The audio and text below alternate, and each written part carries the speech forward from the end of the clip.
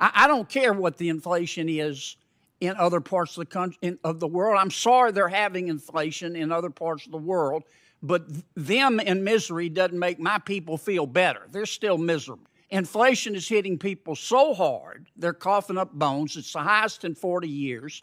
Our national debt is greater than our national output. Crime's up, the border's open, respect for institutions is way down, and 70% of the American people think we're headed in the wrong direction. Now, we got a hell of a mess. And right now, you're the most powerful man in the United States, maybe in the world. We've got to get, President Biden, I don't blame him. I understand politics. He keeps saying, well, your 401k has crashed and gas has gone from $2 to $5 a gallon because the economy's so good. And the American people know that's not true. Now, other than relieving regulatory burden, let me put it in the form of a question. Today on Hot News Today, things got heated. Senator John Kennedy went straight at Federal Reserve Chair Jerome Powell in a banking committee hearing, and let's just say, nobody was holding back. Mr. Chairman, inflation is just an imbalance of supply and demand. Can we agree on that? Yes, generally. And to put a little finer point on it, our inflation at this time, and this is the case with respect to most cases of inflation, demand is greater than supply, so prices go up. In some parts of the economy, yes. Right. Now, you're trying to lower, so we've got a situation where demand's up here, supply's down here. You're trying to lower demand. Is that correct? Yes, while also giving the supply side time to recover. There's some ground to be covered on that side. Yes, but you've talked about your role, scope, and mission, and your job is monetary, and you're trying to lower demand. Well, I'm trying to I would say lower demand growth. We don't know that the demand has to actually go down, which would be a recession. Kennedy didn't waste any time. He asked Powell, isn't inflation just supply and demand? Powell, cool as ever, agreed.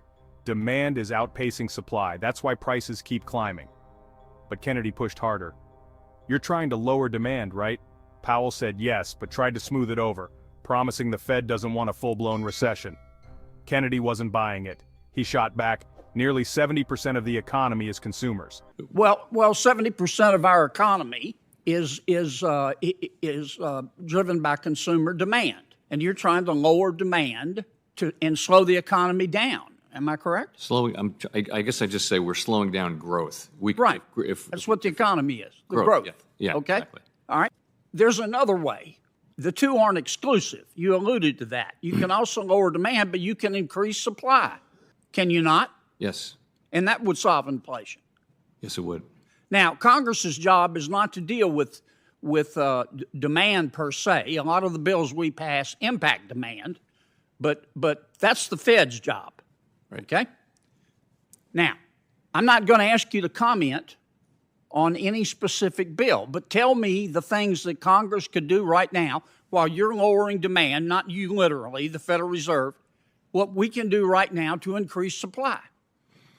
I think the things you can do are important over the medium and longer term, but probably not so much in the short term. But it's things that like investing in people so that they can remain in the labor market longer, things like that, and infrastructure, things that will increase the productive capacity. Well, how about in the long run, as Keynes said, we're all dead. I'm interested right now in the short run.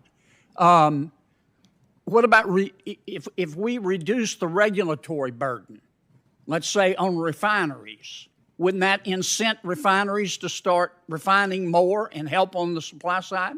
I would say anything that could increase capacity on that front could have a... Yeah, but would that help? I'm not trying to get you to endorse legislation. Look, Mr. Chairman, we got a hell of a mess here. So, lowering demand? That basically means slowing everything down. Then Kennedy flipped the script. Why not just boost supply? Powell agreed that would help, but pointed out real solutions like workforce training and infrastructure take time, not exactly a quick fix. Kennedy wanted something faster. He pressed, if we cut back on regulations for refineries, would that help? Powell admitted it could, but didn't commit to much. And Kennedy? He was done with vague answers. He said, we've got a hell of a mess here.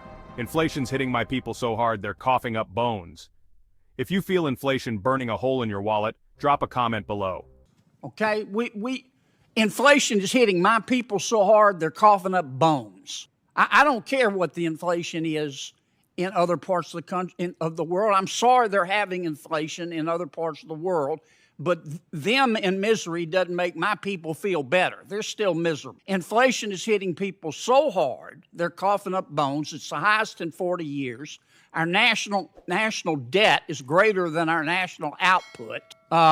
Crime's up, the border's open, respect for institutions is way down, and 70% of the American people think we're headed in the wrong direction. Now, we got a hell of a mess. And right now, you're the most powerful man in the United States, maybe in the world. We've got to get, President Biden, I don't blame him. I understand politics. He keeps saying, well, your 401k has crashed and gas has gone from $2 to $5 a gallon because the economy's so good. And the American people know that's not true. Now, other than relieving regulatory burden, let me put it in the form of a question. What if the United States Congress said, look, we've got a budget. We're going to freeze spending. We're going to stop injecting more money into the economy. We're going to freeze spending until Powell can get control on the demand side. Would that help? You know, I feel like giving you advice on what to do when I'm asking we're not for it. getting I welcome it. We're not getting our own job done. I feel like maybe a better thing to do would be for us to get our house in order and do the job you've assigned us.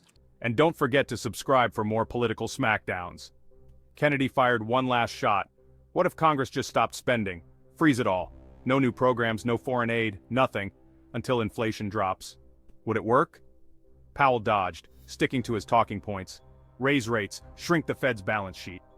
Kennedy's message was clear. Washington's spending too much, the Fed's printing too much, and Americans are paying the price with no end in sight. Well, let me put it another way. Let's suppose, forget about Congress. Let's suppose that every governor in every state and every legislature in every state got together tomorrow and said, I know it's not likely to happen, and said, we are going to freeze our budgets. We're not going to spend a penny more than's already budgeted. Would that help? Would it help? Sir? Would it help with? Would it help reduce inflation? It would depend on. It might. But it would take. I'm giving you. I'm scoring fiscal policy. Well, I understand really you're being careful, but Mr. Chairman, the United States Congress, in addition to its regular budget, has spent $7 trillion. I'm not saying all of it was unnecessary. On top of that, the Fed's increased its balance sheet from $1.5 trillion to $9 trillion. $9 trillion. I know you're cutting it back, but we've injected all of this money into the economy, and then people go, well, we have inflation. Duh. Give me some help here. Tell me what we can do. I'm really focused on what we can do, which is shrink our balance sheet and raise interest rates and get supply and demand back into alignment and get inflation back down to 2%. So, where does this all end? That's the million-dollar question. For more explosive hearings and hard-hitting moments, smash that subscribe button and stay tuned to Hot News Today.